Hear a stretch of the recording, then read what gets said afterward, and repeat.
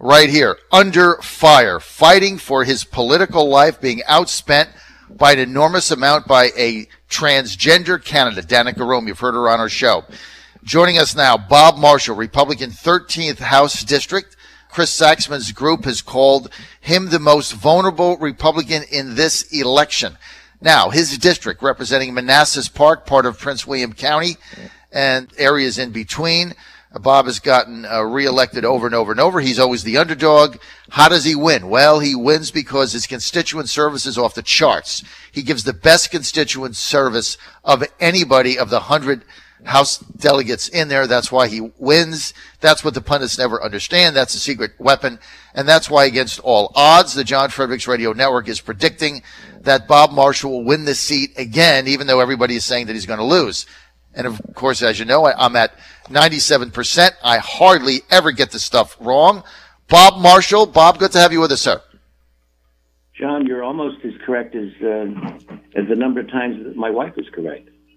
Well, that would be 100%. That's correct. You're close.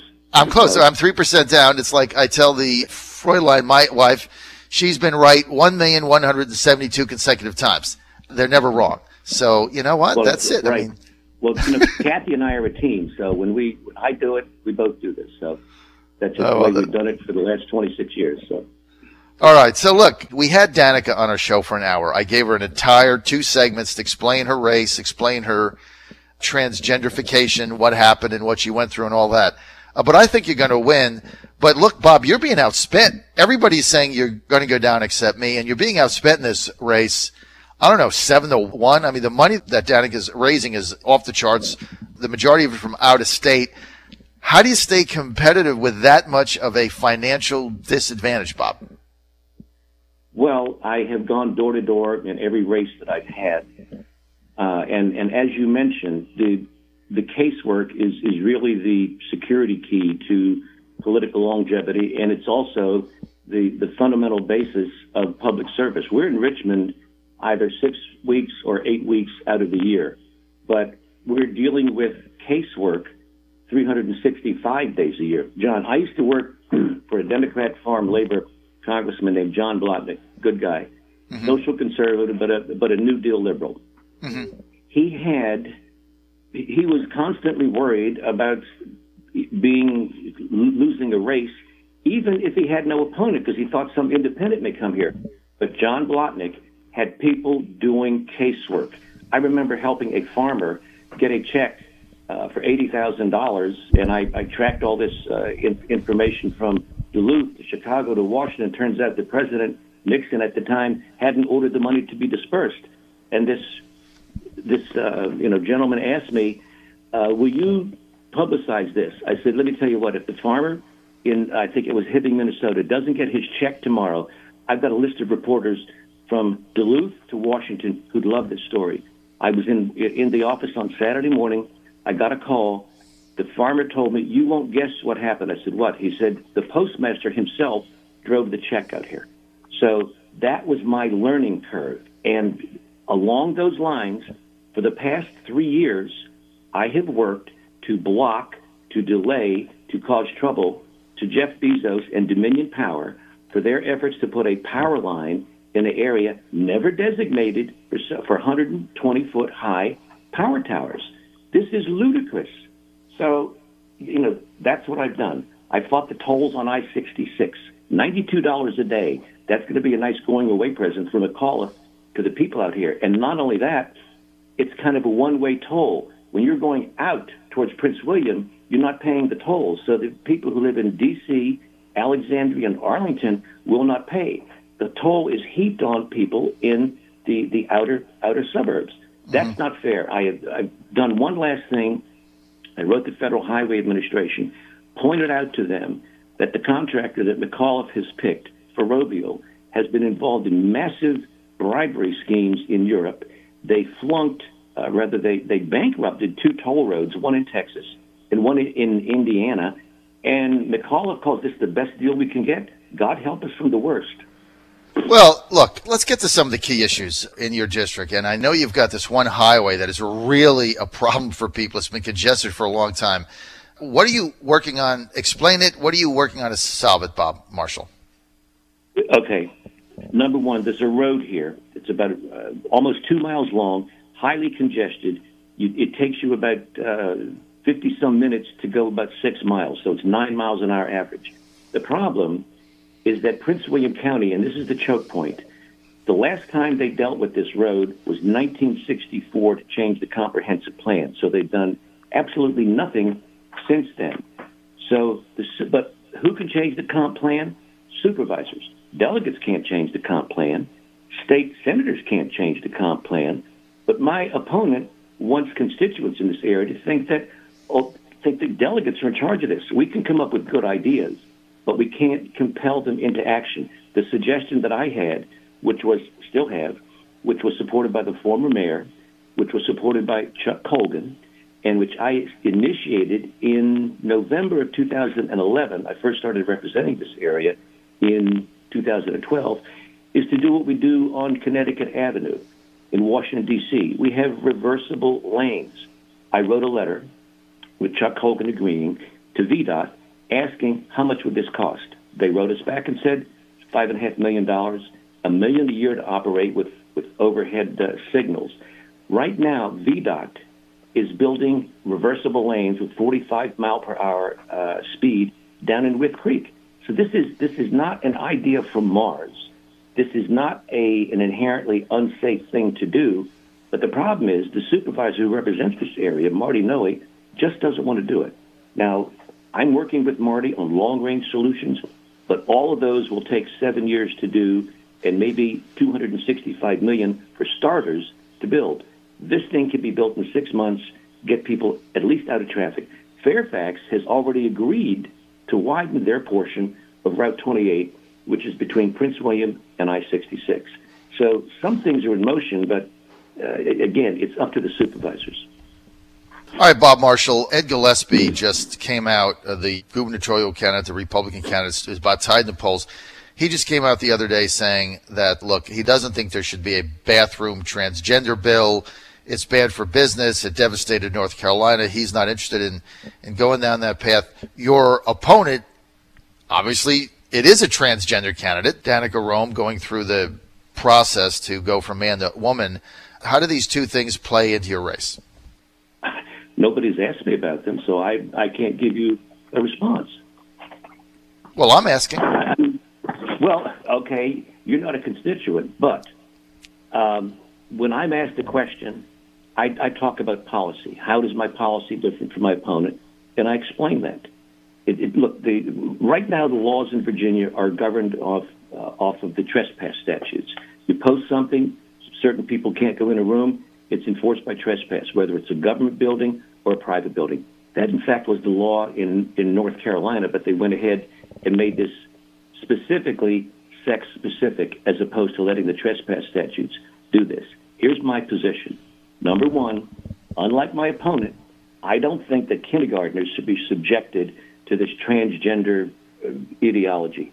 Number two, I oppose making students use showers, lockers, restrooms, or hotel rooms on overnight trips with persons of the opposite sex. And further, biological males should not compete against female athletes for female scholarships. End of question.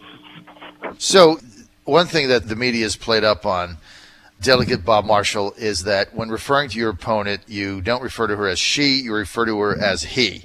And the media has picked up on this. You've been criticized for it because it's not, quote, politically correct, if you will. Why don't you just call her she and be done with it? Because I didn't flunk biology. I mean, look, Danica is Danica to me, and that's it. Actually, the whole name is Danica Anthony Rome. I will use, Dan used to be, that was the name, now changed to Danica. I'm using the word Danica. To me, that's truthful, that's respectful. What do you think about the outside money that's come in this race? I mean, Danica's got one donor out of state, has donated more to her campaign than anybody is, a single donor has donated to any of the gubernatorial races. I mean, you're under a lot of financial stress here because of the money she's been able to raise. And I know you're competing with your casework and everything else, but What does that say when you have a system where somebody can get that amount of money from somebody outside the state that really has nothing to do with Virginia, the 13th district, or anything else? Well, it probably is going to go back to the question of the First Amendment right of association. I mean, a point in fact, though, you're right, John. My opponent has received more money from one individual who supports the LGBT, causes than I actually spent in 2015 to get reelected. Mm-hmm. So but I do know this: it's not setting well with voters who are aware of it, and they've asked me these kind of questions. Well, look, you're right. We do have laws where, especially in Virginia, you can accept any amount of money. It's like the Wild West. So she's certainly had the opportunity to do that. Let's bottom line this thing. How do you win this race? I get more votes. I know that, but how do you do that because you've been labeled, Saxman's got you, for instance, of his organization. He does this analysis. He's got you as the most vulnerable Republican incumbent running and has you losing. So how do you turn the corner and make my prediction accurate? What do you have to do to win this race, Bob? Well, number one, the number of volunteers that I have is kind of impressive. We're going door to door, politely asking for votes, identifying, supporters. Mm-hmm. But the vulnerability stems from, I think, a false conclusion. The assumption that because Hillary won this district with 54%, and also with others up here in Northern Virginia, translates into a loss is not correct. Why? So, because you've got different constituencies, I've got genuine, authentic volunteers who are out there because they believe in the things that I'm doing. Mm-hmm. And they're very good salesmen and saleswomen out there. Last week, Governor McAuliffe, I call him Governor McGenius. Last week, Governor McGenius canceled his annual meeting with the Virginia Sheriff's Association. I was really shocked by that. I don't know if you were, but I was really taken aback by it because it didn't make any sense. First of all, the Sheriff's Association is apolitical. They don't make endorsements. Individual sheriffs can do whatever they please. Many of them, far majority, have endorsed Gillespie over McAuliffe's candidate, Lieutenant Governor Ralph Northam. But he cancels the annual meeting with the Sheriff's Association, which is where they talk about 2018, the sheriff's needs, and things of that nature. They look forward to the meeting. They put a lot of planning in it. McAuliffe cancels it. Is that going to backfire on him? And what did you make of that whole thing? I was unclear as to why the governor did that. I mean, it didn't seem he had a sufficient reason if he was going to cancel, unless he had some emergency come up. He didn't offer, what I'm reading in the papers, to send somebody in his stead, like Secretary Moran. So to me, that was a snub, and it was an unnecessary snub against our first responders. I just don't think that was very prudent at all. Who do you think is going to win the governor's race? Oh, I have no idea on this. I mean, this is going to go down to the wire. I see these polls that have, Gillespie down. I see polls that have, Gillespie and Northam even. This is, in a sense, with the polls, it's starting to look at the state level like the race did on the national level with Hillary and Trump. Well, I think Ed's going to win. And I think one of the reasons that McAuliffe canceled this meeting is because he's frustrated that the Northam campaign is basically just dead in the water. And I think he showed his frustration by canceling this meeting. It made no sense. Look, if you're Terry McAuliffe and you're running for president in 2020, one of the main things you want is you want your legacy of a solid Virginia economy and law enforcement. You want all that intact. Why would you go around canceling an annual meeting with the Sheriff's Association in a time like this? The only logical reason is that he's mad because things are not going his way. And so he's like, you know what? You guys are backing the other guy and you're not supporting my candidate. Therefore, I'm not going to meet with you. I thought it was a petulant act, but it doesn't come from somebody who's ahead. If you're ahead, Bob, you're going to go ahead and have the meeting. Doesn't matter who they backed. I think these guys are losing. I think they can't figure out what they're going to do. You got the Northam campaign just put a new ad out saying, well, Trump, we said he sucks, but our new ad says, well, he only kind of sucks sometimes. I mean, they have no, right? I mean, that's exactly what the ad says. You know, he only sucks sometimes. I don't know what their campaign is doing, and I think he's going to lose. Well, unlike prior races, like when Jim Gilmore ran, you know, on the car tax, there's no one flashpoint that anybody has out here. Right. So I think that with the number of years that the Democrats have controlled the governorship and the growing dissatisfaction with our economic performance, I think that redounds to Gillespie's benefit. But Gillespie can't take anything for granted. He actually won my district in 2014. He's going to have to work hard every day to the end. And he's going to have to, like my Democratic congressman I work for, he's going to have to run scared. Smart and scared. Mm-hmm. All right, Bob Marshall, your number one issue for your voters. You got 1 minute. Give me your number. If you're in Bob's district, in the 13th district, what is Bob Marshall's number one issue for your constituents? Number one, I'm not putting on the power lines. Number two, I'm going to push forward with the cheapest solution, the fastest solution for Route 28. I also look forward next year, in light of the threats that we face from North Korea, to getting something going with hardening our electric infrastructure against attacks like that crazy guy from North Korea. The possibilities are frightening when you think of what can happen if an EMP attack occurs. So we need to get moving on this. We need to have constituents involved in everything we do, and in every point that I'm working, I ask my constituents, what do you think I should do next year? And I've got a little list, and if I win, I'm going to push them. Well, there isn't any ever doubt that you're going to do. If anybody knows Bob Marshall, he does exactly what he says he's going to do. There's no doubt there. Now, if you want more information, you can go to Bob's website, delegatebob.com, delegatebob.com. The best thing about Bob's website is his beautiful picture right on the front of his wife, Kathy, which is his secret weapon. So that's the best thing, Bob, about your website. Give my best to Kathy. Thanks for joining us, Bob. We'll have you on several more times as this is the hottest race right now, District 13. More info, delegatebob.com. Thanks, Bob.